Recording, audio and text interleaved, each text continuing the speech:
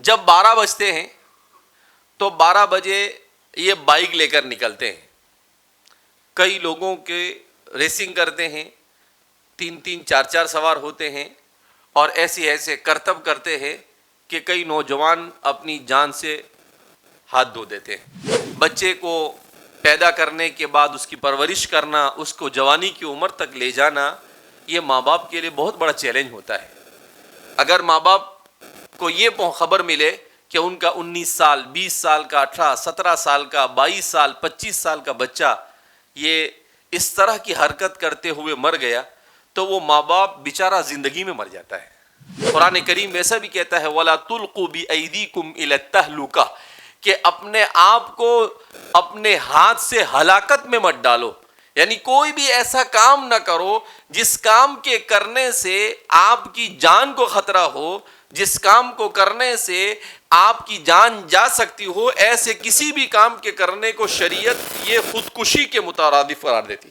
رب العالمین والعاقبۃ للمتقین والصلاة والسلام على سید الانبیاء والمرسلین سیدنا وحبیبنا وحبیب رب العالمین محمد وعلى آلہ واصحابہ ومن ہدى بہدیہ الی یوم الدین. قال اللہ تبارک وتعالی فی کتابہ المجید والفرقان الحمید. فاعوذ باللہ من الشیطان الرجیم بسم اللہ الرحمن الرحیم. ان صلاتی ونسکی ومحیای ومماتی للہ رب العالمین. وقال النبی صلی اللہ علیہ وسلم من تشبہ بقوم فلیس منہم فلیس منا، او قال من تشبہ بقوم فہو منہم.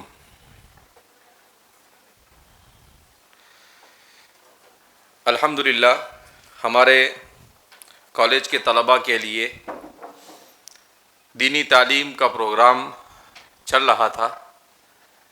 بیچ میں آپ حضرات کی چھٹیاں آ گئی. پھر اس کے بعد ہمارے کچھ پروگرام ایسے تھے جس کی وجہ سے چند ہفتوں کے لیے ہمارا یہ پروگرام ملتوی ہوا.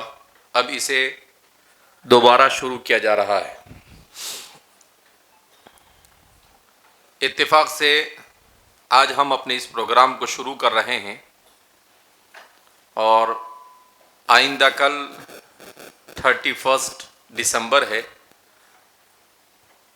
31 دسمبر کو اور 1 جنوری کو دنیا میں ایک کوہرام مچایا جاتا ہے اور نیو ایئر نائٹ یا نیو ایئر کے نام پر پوری دنیا میں جو خرافات کیے جاتے ہیں، نہ اسلام اس کا جواز فراہم کرتا ہے اور نہ ہی دنیا کی کوئی بھی شائستہ تہذیب اس کا جواز فراہم کرتی ہے. اس لیے کہ اسلامی نقطۂ نظر سے اور انسانی نقطۂ نظر سے بھی اگر اس کا جائزہ لیا جائے تو نیا سال منانا اور نئے سال یہ خوشی کا موقع نہیں بلکہ نیا سال یہ غمی کا موقع ہے. کیسے؟ اگر آپ کو کوئی یہ کہے کہ آپ کی زندگی کے 50 سال ہے جس میں سے یہ 1 سال کم ہو گیا تو آپ کو خوشی ہوگی یا تکلیف ہوگی؟ آپ کو کیا ہوگی؟ تکلیف ہوگی کہ بھئی 50 سال میں سے 1 سال کیا ہو گیا؟ کم ہو گیا. تو سال کا گزرنا، دن کا گزرنا، لمحے کا گزرنا یہ انسان کے لیے ایک قسم کی تکلیف ہونی چاہیے.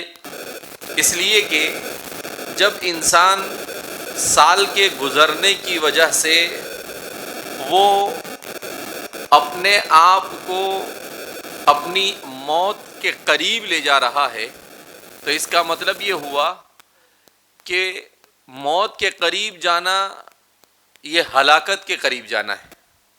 کیونکہ دنیا میں انسان کے لیے سب سے بڑا صدمہ کیا ہوتا ہے؟ موت. موت سے بڑی مصیبت اور موت سے بڑا صدمہ انسان کے لیے کوئی نہیں ہو سکتا ہے.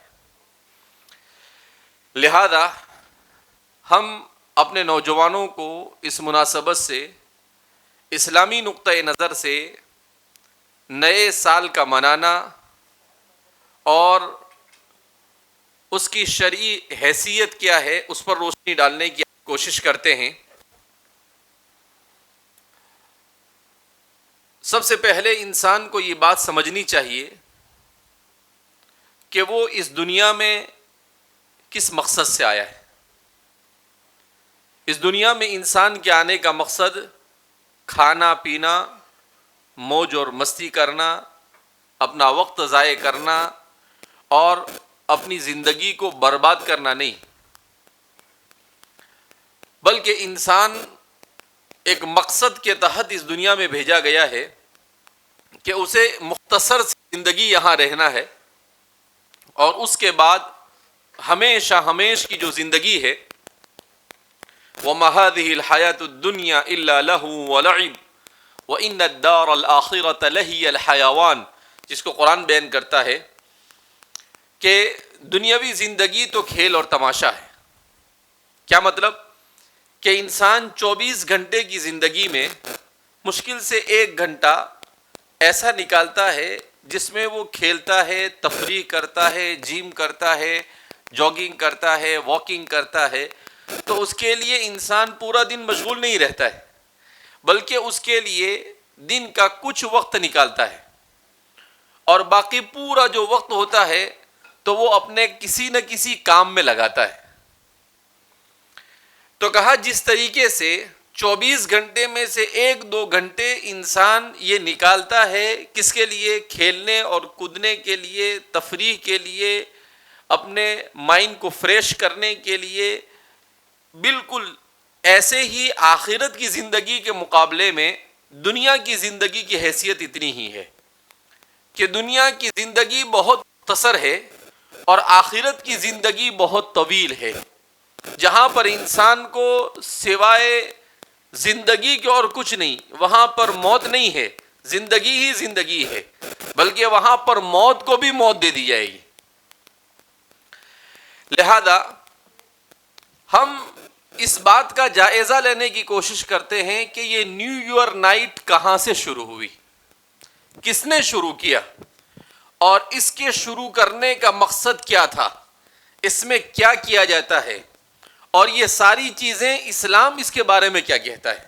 کیونکہ میں اور آپ مسلمان ہیں اور مسلمان ہونے کی حیثیت سے ہمارے لیے ضروری ہے کہ ہم اس بات کو جانیں اور سمجھیں کہ کوئی بھی کام کرنے سے پہلے اس کے بارے میں معلوم کرے کہ اسلام اس کے بارے میں کیا کہتا ہے.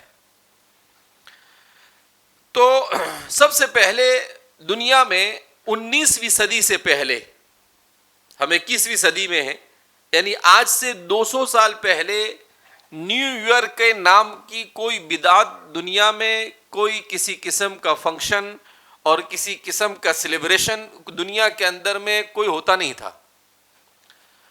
19ویں صدی میں برٹش، اس کی فوج، چونکہ یہ لوگ سمندری جہازوں میں بیٹھ بیٹھ کر دنیا کے مختلف خطوں کو اپنے زیر تسلط اور اپنے زیر نگیں کرنا چاہتے تھے، تو ان کے نوجوان، ان کے فوجی یہ اپنے گھروں کو چھوڑ کر نکلتے تھے. اب ظاہر سی بات ہے انسان کی زندگی کا ایک بڑا چیلنج یہ ہوتا ہے کہ انسان اپنے گھر بار سے دور ہو جائے. اسی لیے حدیث پاک میں رسول اللہ صلی اللہ علیہ وسلم نے ارشاد فرمایا کہ انسان کو اگر اپنے وطن میں روزی ملتی ہے تو اسے اپنے وطن کو چھوڑ کر دوسری جگہ پر نہیں جانا چاہیے. تو اب ظاہر سی بات ہے کہ اپنے گھر والوں کو چھوڑنا، بیوی بچوں کو چھوڑنا، ماں باپ کو چھوڑنا، بھائی بہنوں کو چھوڑنا، یہ بہت بڑا چیلنج ہوتا ہے. کیوں کہ خوشی آتی ہے تو وہ شریک ہوتے ہیں، غمی آتی ہے تو وہ شریک ہوتے ہیں. اگر انسان دور ہوتا ہے تو خوشی اور غمی میں اس کا کوئی سہارا نہیں بن پاتا ہے. لہذا اس بنا پر اب یہ لوگ نکلتے تھے. اس زمانے میں ہوائی جہاز نہیں ہوتے تھے، تو آسانی کے ساتھ ان کے لیے واپس جانا مشکل نہیں ہوتا تھا، تو سالوں تک یہ اپنے گھروں کو واپس نہیں جا پاتے تھے۔ تو اب یہ کیا کرتے تھے، اپنا مائنڈ فریش کرنے کے لیے اور اپنا وقت کس طریقے سے نکلے، اس کو اپنے وقت کو کسی نہ کسی طریقے سے پاس کرنے کے لیے وہ بہانے تلاش کرتے تھے کہ کوئی بہانہ مل جائے اور اس بہانے کو بہانہ بنا کر اس کو کوئی موقع اور کوئی مناسبت کا نام دے دیا جائے، اور اس موقع پر جو اپنے بیوی بچوں اور اپنے خاندان سے دوری کے جو غم، جو مصیبت، جو پریشانی، جو تکلیف ان کے ذہن و دماغ میں تھی، اسے ناچ کر، گا کر، شراب پی کر اس طریقے سے اسے کیا کر دے، وہ تھوڑی دیر کے لیے اسے بھلا دے۔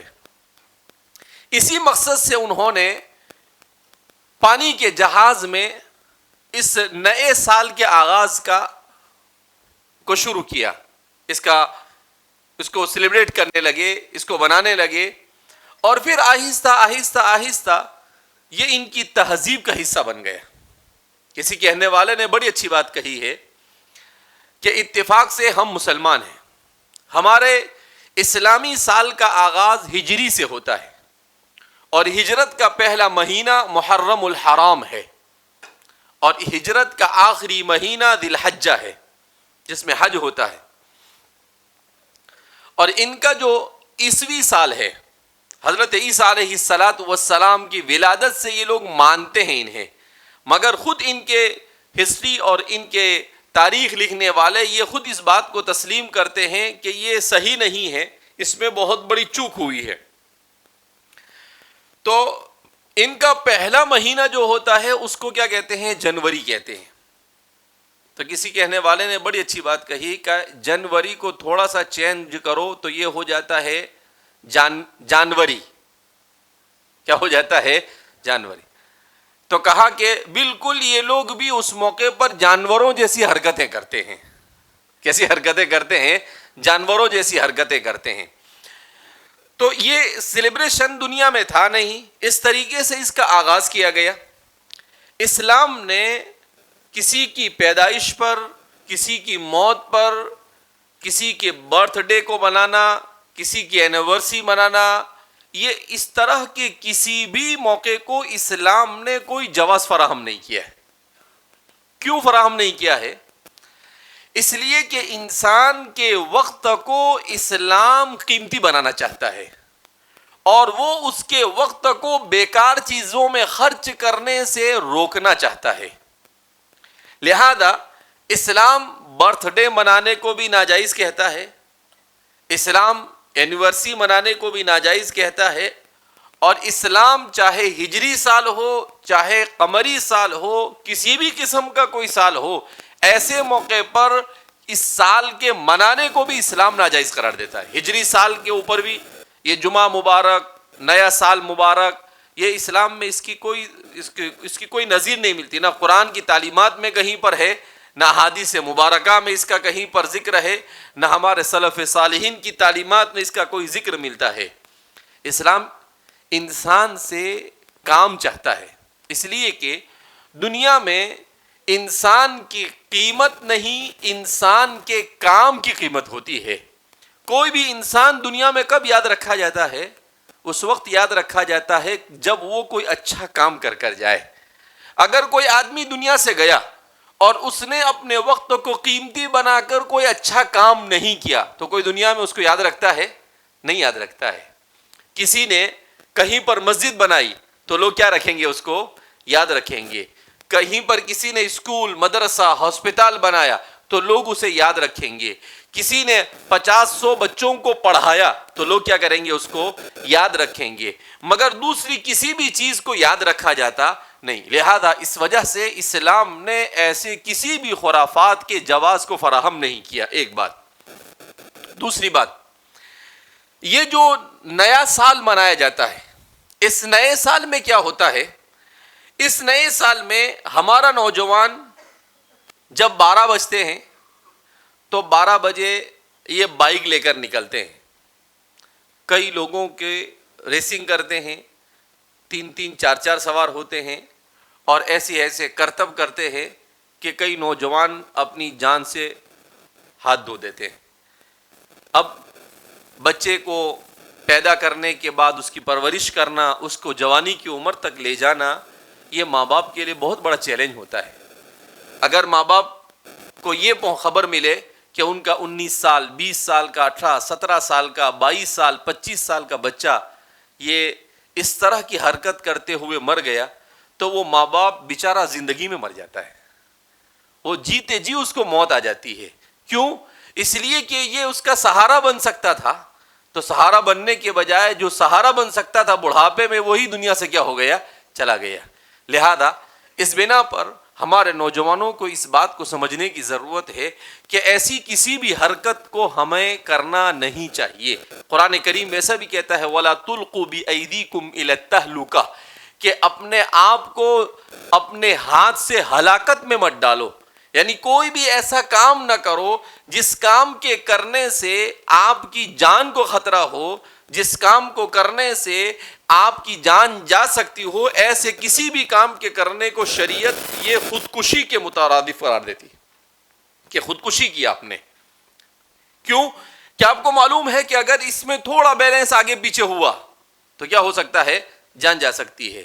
تو آپ نے گویا کہ کیا کیا ہے؟ خودکشی کیا ہے۔ لہذا ہماری شریعت اس کا جواز فراہم نہیں کرتی ہے۔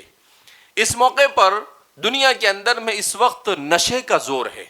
رسول اللہ صلی اللہ علیہ وسلم نے ارشاد فرمایا کہ شراب، خمر اور نشہ یہ ام الخبائث ہے، یعنی تمام بڑے بڑے گناہوں کی جڑ ہے۔ کیوں؟ اس لیے کہ انسان جب شراب پیتا ہے تو شراب پینے کے بعد اس کے لیے اس کے بعد ہر بڑے گناہ کے کرنا کیا ہو جاتا ہے؟ آسان ہو جاتا ہے۔ اسی لیے کہتے ہیں بنو اسرائیل کے واقعات کے اندر میں لکھا ہے کہ ان کا ایک بہت بڑا عابد تھا، کچھ بھائی جہاد کے لیے نکلے، ان کی ایک بہن تھی، اس بہن کو اس عابد کے پاس چھوڑ دیا۔ اب یہ عبادت میں اپنے کمرے میں عبادت کرتا رہتا تھا اور یہ بچی ایک کمرے میں رہتی تھی۔ شیطان نے سوچا کہ بھئی کس طریقے سے اس کو گناہ کے اندر میں مبتلا کیا جائے۔ اس نے بہت کوشش کی مگر وہ کامیاب نہیں ہو سکا۔ آخر کا شیطان نے یہ حربہ استعمال کیا۔ احادیث صحیحہ میں اس واقعے کو بیان کیا گیا ہے کہ وہ اس آدمی کو شراب پلانے پر کیا ہو گیا؟ کامیاب ہو گیا۔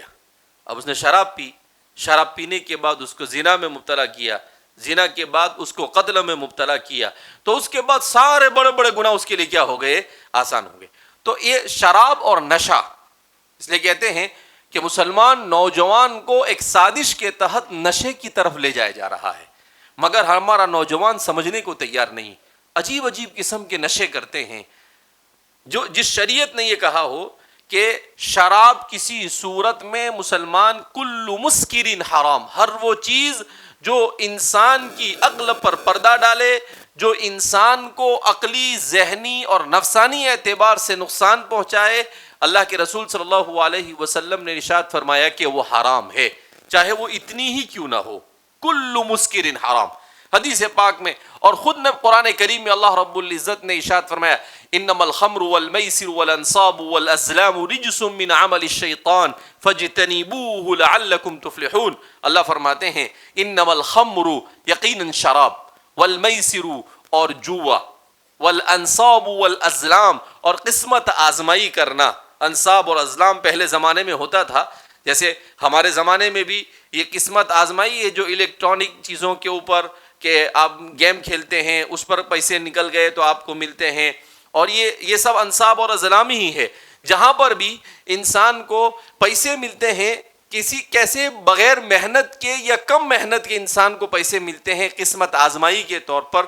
شریعت مطہرہ قرآن کریم کی آیت کریمہ والانصاب والازلام، اور انصاب اور ازلام کو حرام قرار دیا گیا۔ قرآن کیا کہتا ہے؟ رجسم، یہ گندگی ہے، ناپاکی ہے، من عمل الشیطان، یہ شیطان کے کاموں میں سے ہیں، یہ تمہارے لیے کبھی بھی حلال نہیں ہو سکتے ہیں۔ اللہ نے کہا اگر تم اس سے بچو گے تو تم کامیاب ہوں گے، اور اگر تم اس میں مبتلا ہو تو تم دنیا اور آخرت میں کبھی بھی کامیاب ہو سکتے نہیں ہو۔ لہذا ہمارے ماں باپ کو بھی ہمارے بچوں پر توجہ دینے کی ضرورت ہے۔ سگریٹ کا نشہ، تمباکو کا نشہ، اسی طریقے سے ہمارے بہت سارے علماء نے سگریٹ، تمباکو، گٹکا اس کو بھی حرام اور ناجائز قرار دیا ہے۔ کیوں؟ اس لیے کہ وہ کہتے ہیں کہ کسی زمانے میں تو معلوم نہیں تھا کہ بھئی یہ نقصان کرتا ہے یا نہیں کرتا ہے، مگر آج کے زمانے میں یہ بات پکی ہو چکی ہے، ریسرچ نے اس بات کو ثابت کر دیا ہے کہ 100% اس کے کھانے سے انسان کینسر میں مبتلا ہوتا ہے۔ اسی لیے آپ دیکھتے ہیں اس کے اوپر لکھا ہوا ہوتا ہے کہ آپ بیڑی پیئیں گے تو آپ کو کینسر ہو سکتا ہے، آپ گٹکا کھائیں گے تو آپ کو کینسر ہو سکتا ہے۔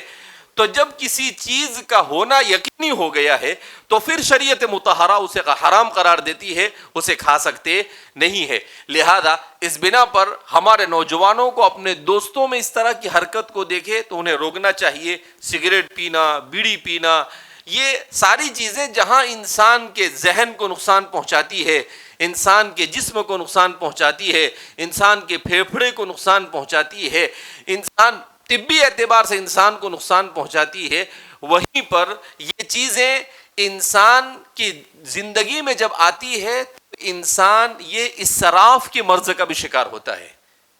کس کا شکار ہوتا ہے؟ تبذیر اور اسراف۔ تبذیر اور اسراف کس کو کہتے ہیں؟ تبذیر اور اسراف کہا جاتا ہے ان المبذرین کانوا اخوان الشیاطین۔ قرآن کہتا ہے کہ مبذرین یہ شیطان کے بھائی ہیں۔ کون ہے مبذر؟ کہا جہاں پر اپنا مال نہیں خرچ کرنا، جہاں مال کو خرچ کرنے کی ضرورت نہیں ہے اس میں خرچ کرنا، یہ تبذیر کہا جاتا ہے۔ تو ظاہر سی بات ہے یہ جتنے بھی سیلیبریشن کیے جاتے ہیں، یہ جتنی بھی چیزوں میں انسان جس میں انسان کا کوئی فائدہ نہیں ہے اس میں اپنے پیسے کو خرچ کرتا ہے، تو اس کو کیا کہیں گے؟ تبذیر کہیں گے۔ یہ حرام ہے، اس کی کوئی گنجائش نہیں ہے۔ لہذا اس کی شریعت مطہرہ نے کوئی گنجائش نہیں دی ہے۔ یہ حرام ایک تو تبذیر کا گناہ، اور قرآن نے اس کو کہا اخوان الشیاطین، یہ شیطان کے بھائی ہے، یعنی سیدھا سیدھا ان کو شیطان کا بردر بنا دیا ہے کہ بھئی یہ تو شیطانی حرکت ہے، شیطان ایسا کرنے والا گویا کہ شیطانی حرکت میں مبتلا ہے۔ اسی طریقے سے قرآن نے دوسرا لفظ استعمال کیا وَلَا تُسْرِفُوا إِنَّهُ لَا يُحِبُّ الْمُسْرِفِينَ، کہ اسراف مت کرو، اس لیے کہ اللہ اسراف کو پسند نہیں کرتا ہے۔ اسراف کا کیا مطلب؟ کہ اپنی ضرورت میں اپنی حیثیت سے زیادہ خرچ کرنا، یہ اسراف ہے۔ کیا مطلب؟ کہ آپ کی سیلری 10,000 روپے ہے، 10,000 کی سیلری ہونے کی حیثیت سے آپ کھانا کھا سکتے ہیں 50-100 روپے کا، آپ کپڑا پہن سکتے ہیں 100-200-300 روپے میٹر والا، لیکن آپ 1,000-2,000 روپے میٹر والا کپڑا لے رہے ہیں تو آپ کی حیثیت سے زیادہ ہے۔ تو اگر آدمی اپنی حیثیت سے زیادہ کسی چیز کے اندر میں خرچ کرے تو اسے اسراف کہا جاتا ہے۔ اللہ فرماتے ہیں وَلَا تُسْرِفُوا إِنَّهُ لَا يُحِبُّ الْمُسْرِفِينَ، اللہ اسراف کو پسند کرتا نہیں ہے۔ تو ضرورت میں اس سے زیادہ کو جب اللہ پسند نہیں کرتا ہے تو بلا ضرورت بلکہ گناہ میں خرچ کرنے کو اللہ کیسے پسند کر سکتا ہے؟ لہذا اس بنا پر ان سب چیزوں کو ہمارے معاشرے کو سمجھنے کی ضرورت ہے۔ اس موقع پر عام طور پر یہ سننے میں آیا کہ جو لوگ نشے میں مبتلا ہوتے ہیں، یہ نشے میں مبتلا ہونے کا آغاز عام طور پر نیو ایئر سے ہوتا ہے کہ دوست کیا کہتے ہیں، چلو ایک مرتبہ یار تھوڑا سا ناچ لیں گے، چلو ایک مرتبہ تھوڑا سا ایک مرتبہ چک کے تو دیکھو۔ اب وہ اس کو چسکا لگ جاتا ہے اور پھر اس کے بعد وہ اس کی زندگی کا جز بن جاتا ہے۔ لہذا اس بنا پر ایسے دوستوں سے دور رہنے کی ضرورت ہے۔ اگر کسی کوئی ہوتی ہے تو ان حرکتوں سے اپنے معاشرے کو بچانے کی ضرورت ہے۔ وَلْتَكُمْ مِنْكُمْ أُمَّةٌ يَدْعُونَ إِلَى الْخَيْرِ يَأْمُرُونَ بِالْمَعْرُوفِ وَيَنْهَوْنَ عَنِ الْمُنْكَرِ۔ اس امت کے فرائض میں سے ہے کہ وہ اگر اپنی آنکھوں کے سامنے کسی گناہ کو، کسی منکر کو، کسی برائی کو کرتے ہوئے دیکھے تو ہاتھ سے روکنے کی کوشش کرے، زبان سے روکنے کی کوشش کرے، اور اگر کچھ نہ ہو سکے تو کم سے کم اس کو دل سے برا سمجھے۔ حدیث میں ہے کہ اگر وہ اس کو دل سے بھی برا نہ سمجھے اور اس میں شریک نہ ہو تب بھی اس کو اس گناہ میں شریک ہونے کا گناہ ملتا ہے۔ صرف وہ خوش ہو جاوے، لگ تو بڑا اچھا رہا ہے، شریک نہیں ہوا لیکن کچھ بولا بھی نہیں، دل سے بھی اس کو برا نہیں سمجھا، اچھا سمجھا، تو نہیں کر کر بھی انسان اس گناہ کے اندر میں کیا ہو جاتا ہے، شریک ہو جاتا ہے۔ لہذا اس گناہ سے اپنے معاشرے کو دور رکھنے کی اس وقت سب سے زیادہ ضرورت ہے۔ آج ہی ہمارے کچھ دوستوں نے فون کیا اور کہا کہ اس چیز کو امت کو سمجھانا وقت کی سب سے بڑی ضرورت ہے۔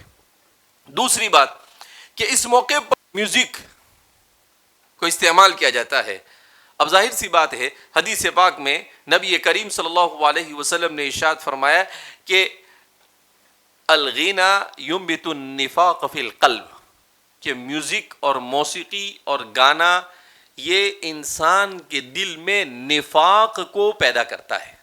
ينبت النفاق، نفاق کس کو کہتے ہیں؟ نفاق اللہ کے نزدیک سب سے بڑا گناہ ہے، کفر اور شرک سے بھی بڑا گناہ ہے۔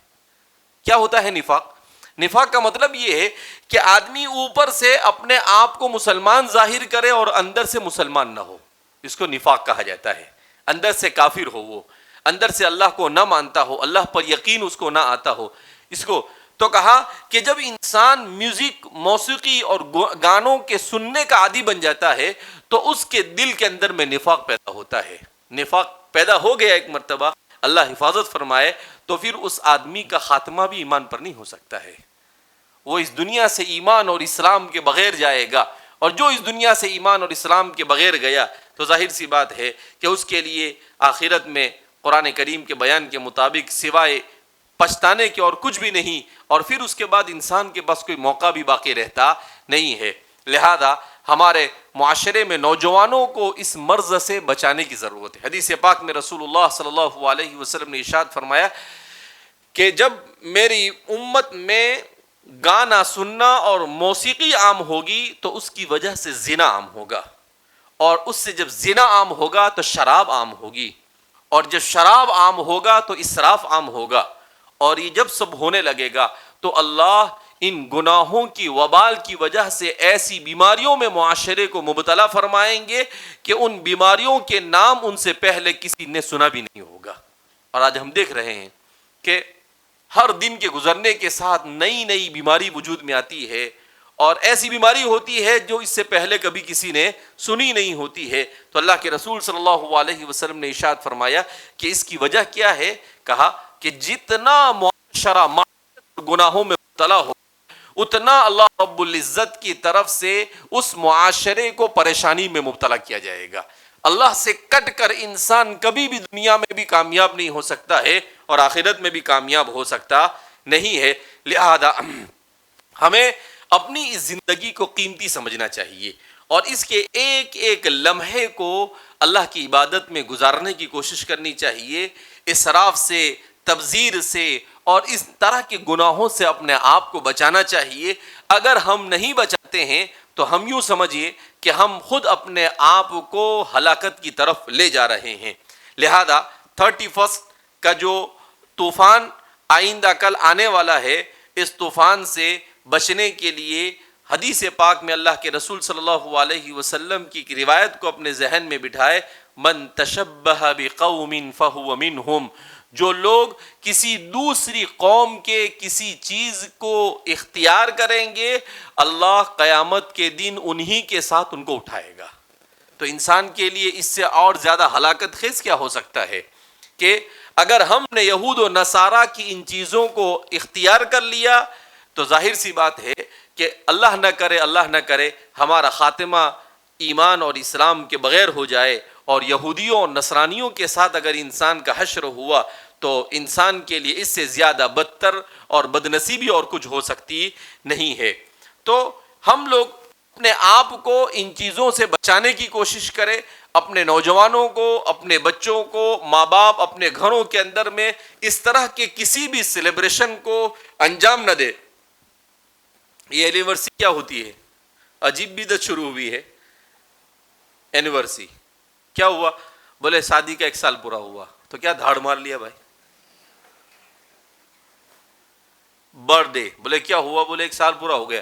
پورے سال میں نہ کبھی اسکول میں ڈھنگ سے پڑھا، نہ پڑھایا، پورے سال میں کوئی اچھا اچیومنٹ نہیں کیا، کوئی اچھا کام نہیں کیا، کچھ نہیں، اور بنا رہا ہے۔ کیا بنا رہا ہے؟ بولے برتھ ڈے بنا رہا ہوں۔ بولے کون سا برتھ ڈے؟ بولے 17واں برتھ ڈے۔ اور کیا؟ بولے آج 17 سال میں کوئی 17 کام تو نہیں، کوئی ایک کام بھی ڈھنگ کا کیا نہیں۔ تو اللہ کے رسول صلی اللہ علیہ وسلم سے زیادہ مقدس اور پاکیزہ ہستی دنیا میں کوئی گزری ہے؟ نہیں گزری ہے۔ مگر آپ نے برتھ ڈے بنایا؟ نہیں بنایا۔ آپ نے اینیورسری بنائی؟ نہیں بنائی۔ آپ نے نیو ایئر بنایا؟ نہیں بنایا۔ میرے اور آپ کے آئیڈیل کون ہے؟ رسول اللہ صلی اللہ علیہ وسلم۔ میرے اور آپ کے آئیڈیل یہ ایسے لچے لفنگے لوگ نہیں ہیں جن لوگوں کو زندگی جینے کا سلیقہ نہیں، جن کا عقیدہ اور جن کی فکر صحیح نہیں، جن کا لباس نہیں، جن کا بولنا صحیح نہیں، جن کو کچھ نہیں آتا، جن کو کھانا بھی نہیں آتا، جن کو کھانے کا طریقہ نہیں آتا ہے، جو ارے کھانا تو بہت دور کی بات، جو استنجے سے فارغ ہونے کے بعد دھوتے بھی نہیں. یعنی سوچنے جیسی بات ہے. جس قوم کی ہم پیروی کر رہے ہیں وہ قوم ہے کہ استنجے کے بعد دھوتی نہیں ہے، بغیر دھوئے نکل جاتی. اب آپ کہے کہ ایسے کیسے؟ ہم لوگ سفر میں جاتے رہتے ہیں، چونکہ میں نے دنیا کے 25-30 ملکوں کا سفر کیا ہے، تو کئی مرتبہ ایسا ہوتا ہے. ایک مرتبہ 5-7 سال پہلے، اب میری تو عادت ہے کہ میں پہلے جیسے ہی واش روم میں جاؤں تو پہلے چیک کرتا کہ میں پانی وانی کا انتظام یہاں پر ہے یا نہیں. تو ایک جگہ پر ہمارے کچھ ساتھیوں کے ساتھ ہم لوگ گئے، اندر گیا تو دیکھا نہ بدنا نہ پانی، کچھ نہیں، دور دور تک کوئی اس کا نام و نشان نہیں. تو میں نظر ڈالی اور باہر آ گیا.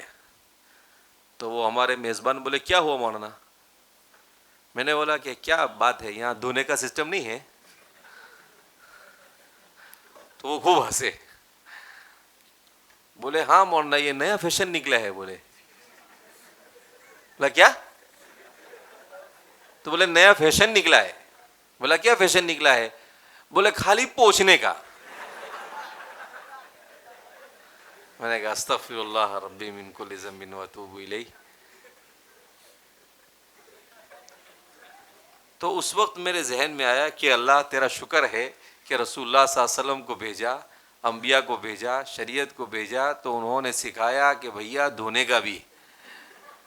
نہیں تو انسان کو اتنا بھی نہیں سمجھتا ہے کہ بھائی، یعنی جو قوم اپنے آپ کو دنیا کی سب سے مہذب، دنیا کی سب سے ترقی یافتہ قوم سمجھتی ہے، جب وہ اتنا مسئلہ نہیں سمجھ سکتی ہے اور اسی کو اگر انسان اپنا امام بنا دے تو اس سے زیادہ انسان کی اور کیا بدقسمتی ہو سکتی کہ نہیں دھونے والی قوم کو امام بنایا. ہمیں سوچنا چاہیے، انسان کو اللہ نے عقل دی ہے، یہ دماغ میں بھیجا ہے، بھوسا نہیں ہے. دماغ میں کیا ہے؟ ارے بھائی بھیجا ہے نا، تو یہ تو سمجھ میں آتا ہے. اگر بھوسا ہے تو کوئی مسئلہ ہی نہیں ہے. تو اللہ نے جب بھیجا رکھا ہے تو وہ بھیجا کیوں رکھا ہے؟ اس لیے رکھا ہے کہ انسان سمجھے کہ کس کو امام بنانے کا، کس کو امام نہیں بنانے کا. اب اگر آپ نماز کے لیے آؤ اور کسی ایسے آدمی کو امام بنا دو جس نے چڈا پہنا ہو، جس کے سر پر ٹوپی نہ ہو، جس کے چہرے پر داڑھی نہ ہو، کچھ نہ ہو، تو کوئی اس کے پیچھے نماز پڑھے گا؟ کیا کریں گے؟ بولیں گے اے اس کو ہٹاؤ رے، کون ہے یہ؟ چاہ ذرا پائجامہ پہن کے ادھر. تو اب انسان کو اپنی زندگی میں سوچنا چاہیے کہ وہ جس کو بھی فالو کر رہا ہے وہ کیسا ہے. اللہ کے رسول صلی اللہ علیہ وسلم سے بڑھ کر میرے اور آپ کے لیے کوئی نہیں ہو سکتا ہے. لقد کان لکم فی رسول اللہ اسوۃ حسنہ، تمہارے لیے تمہارے رسول بہترین نمونہ ہے، آپ سے بڑھ کر اور کوئی نمونہ ہو سکتا نہیں ہے. بہترین ہر چیز میں آپ صلی اللہ علیہ وسلم نے، آپ نے کھانا کھانے کا طریقہ سکھایا، آپ نے سونے کا طریقہ سکھایا، آپ نے عبادت کا طریقہ سکھایا، آپ نے ایک دوسرے کے ساتھ ملنے جلنے کا طریقہ سکھایا. کیا نہیں سکھایا؟ ہر چیز سکھائی. رسول اللہ صلی اللہ علیہ وسلم